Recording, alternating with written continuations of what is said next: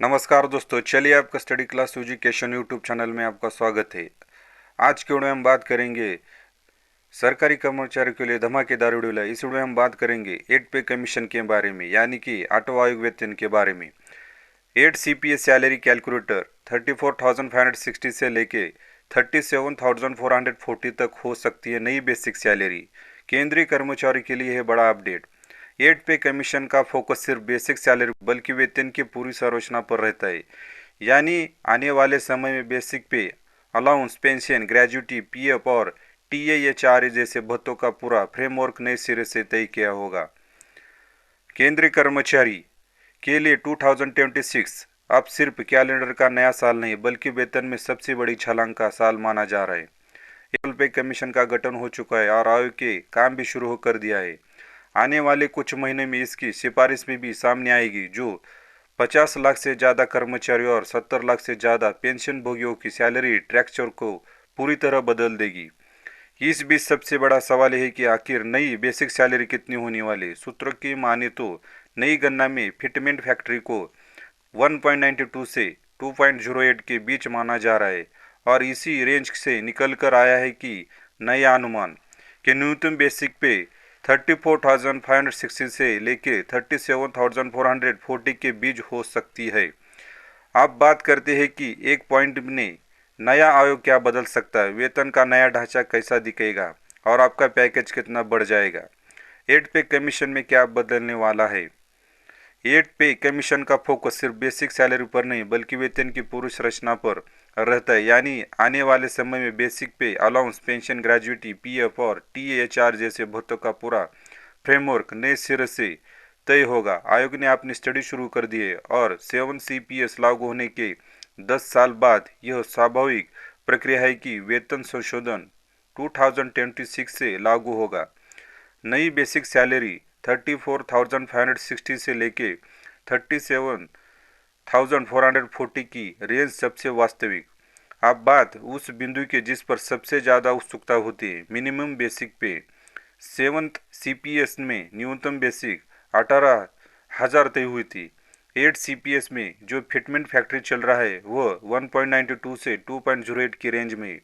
इसी पर आधारित कैलकुलेशन कहती है 18,000 से इंटू 1.92 इज इक्वल टू 34,560 होगी।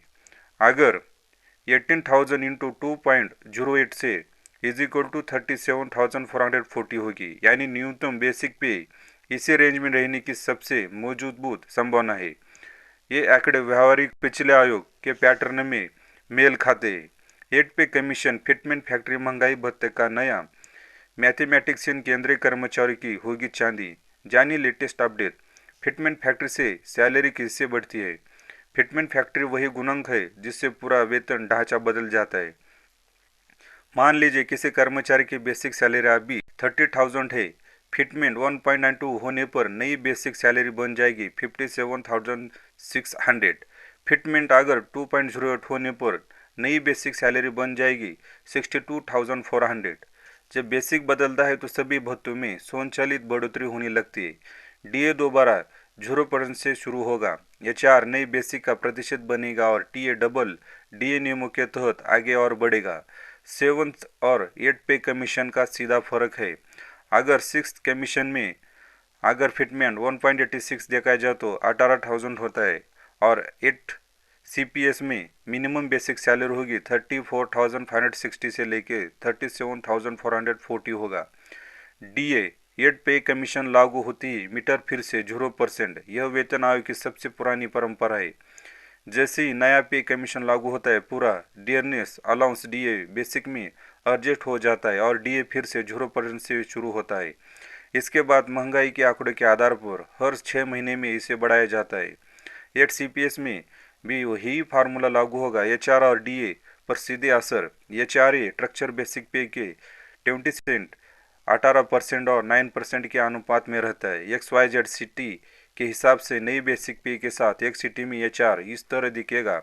अगर बेसिक सैलरी 34,560 होती है तो HRA एक सिटी में 27% से अगर धरा जाए तो 9,331 होगा। YCT 80%, 60,220 होगा। अगर जेड सिटी से यानी कि 9% से 3,110 होगा। बेसिस 34,560 यानी कि HR 9,331 होगा। बेसिस अगर 37,400 होगा तो HR 10,108 होगा। DA के 50% और 100% पार करने पर ऊपर जाता है। जब बेसिक बढ़ेगा और DA मीटर दोबारा शुरू होगा, आगे TA की बढ़ोतरी भी तेजी से दिखेगी। 8 CPA सैलरी कैलकुलेटर 21,700 कमाने वाले केंद्रीय कर्मचारियों की कितनी बनेगी नेट सैलरी, यहाँ देखिए कैलकुलेशन। सैलरी सिर्फ बेसिक से नहीं बढ़ती, पूरी लाइफस्टाइल बदलती है। ये CPS में सिर्फ आपकी बेसिक पे नहीं बल्कि कई दूसरी सुविधाएं भी बढ़ेगी। इनमें शामिल है ग्रेजुएटी की रकम, PF, NPS, pension, articulation, children education allowance, medical, LTC benefits. यानी ये पे कमीशन सिर्फ सैलरी रिविजन की फाइनेंशियल सिक्योरिटी का प्रमुख है। क्या 8 CPC का गठन हो चुका है? 8 पे कमीशन का गठन हो चुका है और आयोग ने अपनी शुरुआती बैठक में डाटा संग्रह, वेतन समीक्षा और लागत विश्लेषण शुरू कर दिया है। आजीवन वेतन सुधार का सबसे बड़ा हिस्सा है और इसकी रिपोर्ट 18 महीने में आने की उम्मीद है, जिसे 1 जनवरी से लेकर 2006 के लागू किया जा सकता है। कर्मचारी को मिलने की सबसे बड़ा फायदा।